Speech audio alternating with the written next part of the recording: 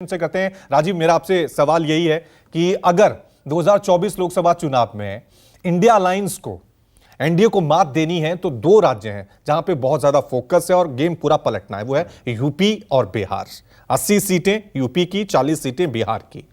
तो ये जो सीट शेयरिंग को लेकर अब बयान सामने आ रहे हैं, अखिलेश जैसे कह रहे हैं कि भाई हम सीट मांगेंगे नहीं, हम तो देने वाले हैं। उधर आरजेडी की तरफ से बयान आ रहा है कि भाई कोई दिक्कत ही नहीं है।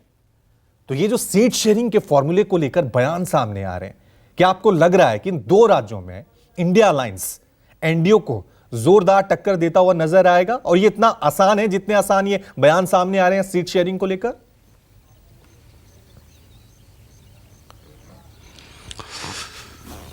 देखिए राहुल, सबसे पहले रवि, माफ कीजिएगा। देखिए रवि, सबसे पहले तो आपको ये देखना होगा कि 2019 के जब लोकसभा चुनाव हुए थे तब नीतीश, तेजस्वी और अखिलेश यादव के पास सीटें कितनी आई थी। अगर बिहार और उत्तर प्रदेश की बात आप करेंगे तो 120 सीटें हैं और इन दोनों पार्टियों के पास कुल मिलाकर के 5 सीटें ये जीत पाए थे। तेजस्वी यादव की पार्टी आरजेडी का खाता भी बिहार में नहीं खुला था। 39 सीटें एनडीए ने जीती थी और एक सीट जो किशनगंज की है वो कांग्रेस पार्टी ने जीती थी।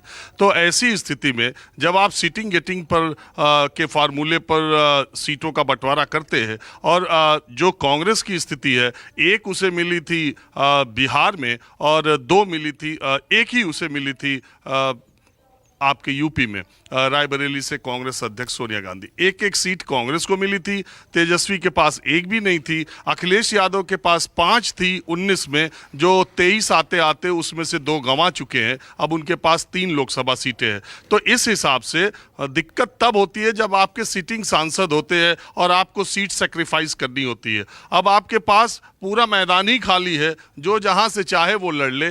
तो इस स्थिति में मुझे नहीं लगता कि इंडिया अलायंस में बिहार और उत्तर प्रदेश में सीटों के बंटवारे पर कोई दिक्कत होगी। हाँ, अखिलेश यादव हार्ड बार्गेनिंग के लिए राजस्थान और मध्य प्रदेश में, अभी मध्य प्रदेश में उन्होंने अपने उम्मीदवारों की घोषणा भी कर दी है। 2018 के विधानसभा मध्य प्रदेश के चुनाव में 5 सीटें ऐसी थी जिसमें एक में समाजवादी पार्टी जीती थी और 4 सीटों पर दूसरे स्थान पर रही थी जब वो भारतीय जनता पार्टी से हारी थी। तो चाहे माइक पर बयान दे रहे हैं अखिलेश यादव, लेकिन असल बात यह है कि वो समाजवादी पार्टी, मध्य प्रदेश जहां मैं हूं मुरैना में, मध्य प्रदेश का जो ये इलाका है जो इटावा से जो उत्तर प्रदेश से जुड़ा हुआ है, मुरैना में, ग्वालियर में, भिंड में, इन इलाकों में, और जो उधर रीवा सतना है, उन इलाकों में समाजवादी पार्टी और बीएसपी का प्रभाव अच्छा खासा है। और इन इलाकों से अलग अलग जगहों से बीएसपी और समाजवादी पार्टी के विधायक जीतते भी रहे हैं।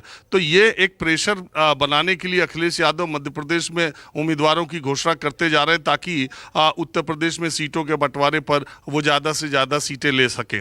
दूसरी बात यह है कि इसमें कोई कहीं दो राय ही नहीं है कि सबसे ज़्यादा जो मुख्य विपक्षी दल है समाजवादी पार्टी है उत्तर प्रदेश में, तो ज़्यादा से ज़्यादा सीटें उसे हासिल होंगी। तो अब अगर 2009 के फार्मूले पर जाते हैं या 2014 के फार्मूले पर जाते हैं तो कांग्रेस पार्टी 9 के फार्मूले पर तो ज़्यादा सीटों की डिमांड कर सकती है, लेकिन 14 और 19 के फार्मूले पर अगर गए तो अखिलेश यादव कि जितना चाहेंगे उतनी सीटें कांग्रेस को दे सकते हैं। तो इंडिया अलायंस उत्तर प्रदेश में निश्चित तौर पर अगर समाजवादी पार्टी और कांग्रेस पार्टी ने गठबंधन किया तो वो बहुत अच्छी टक्कर दे पाएंगे यूपी में। मुझे अभी ऐसा थोड़ा डाउट है, लेकिन ये जरूर है कि विपक्ष की सीटों में बढ़ोतरी हो भी सकती है अगर इन दोनों ने सीट शेयरिंग सही तरीके से की और उम्मीदवारों का चयन किया। अगर बिहार की बात कही जाए रवि, तो बिहार में महागठबंधन बहुत ही ज़्यादा मजबूत स्थिति में है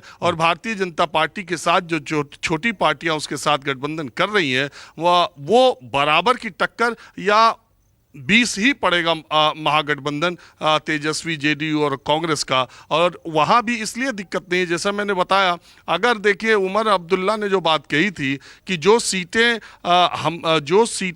2019 में जिन पार्टियों के पास थी वो सीटें उन्हीं के पास रहे, सिटिंग पर कोई बात न की जाए, जो सीटें बीजेपी के पास है उस पर समझौते की बात की जाए, तब मामला बिहार में फंसेगा। तब जेडीयू के पास जितनी ज़्यादा सीटें हैं, अगर अगर उसने सीटिंग सीटें ही मांग ली तो आरजेडी के लिए बहुत दिक्कत हो सकती है। तो अभी लेकिन मुझे ऐसा लगता है क्योंकि आरजेडी का कोई भी लोकसभा सांसद नहीं है और जेडीयू के पास ज्यादा सांसद है, हालांकि विधायक आरजेडी के ज्यादा है, लेकिन चूंकि एक गठबंधन सरकार वहां पर चल रही है आरजेडी कांग्रेस और जेडीयू की, तो सीटों के बंटवारे में कोई दिक्कत होगी नहीं। लेकिन उत्तर प्रदेश और बिहार दोनों की स्थिति को एक तरीके से नहीं देखा जा सकता। मैं हमेशा आपको यह कहता हूं कि गुजरात के बाद उत्तर प्रदेश की सबसे मजबूत स्थिति किसी प्रदेश में है तो वो उत्तर प्रदेश है। आज की तारीख में गुजरात के बाद उसका नंबर आता है और लोकसभा सीटों के हिसाब से वहां इंडिया को काफी मशक्कत करनी पड़ेगी। ठीक है।